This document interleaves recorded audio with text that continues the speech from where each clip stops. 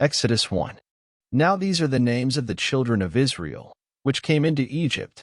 Every man and his household came with Jacob: Reuben, Simeon, Levi, and Judah; Issachar, Zebulun, and Benjamin; Dan, and Naphtali, Gad, and Asher. And all the souls that came out of the loins of Jacob were 70 souls, for Joseph was in Egypt already. And Joseph died, and all his brethren, and all that generation. And the children of Israel were fruitful, and increased abundantly, and multiplied, and waxed exceeding mighty, and the land was filled with them. Now there arose up a new king over Egypt, which knew not Joseph. And he said unto his people, Behold, the people of the children of Israel are more and mightier than we. Come on, let us deal wisely with them, lest they multiply, and it come to pass, that, when there falleth out any war, they join also unto our enemies, and fight against us, and so get them up out of the land. Therefore they did set over them taskmasters to afflict them with their burdens. And they built for Pharaoh treasure cities, Pithom and Ramses.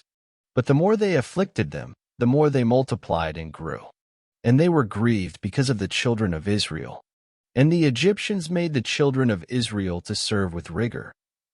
And they made their lives bitter with hard bondage, in mortar, and in brick, and in all manner of service in the field. All their service, wherein they made them serve, was with rigor.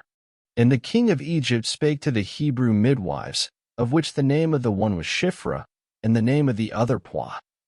And he said, When ye do the office of a midwife to the Hebrew women, and see them upon the stools, if it be a son, then ye shall kill him, but if it be a daughter, then she shall live.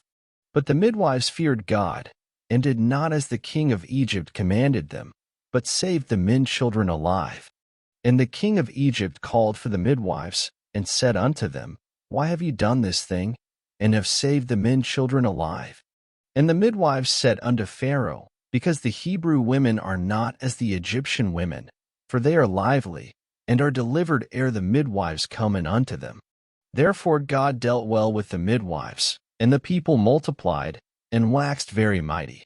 And it came to pass, because the midwives feared God, that he made them houses. And Pharaoh charged all his people, saying, Every son that is born ye shall cast into the river, and every daughter ye shall save alive. Thank you for listening. Up next, Exodus 2.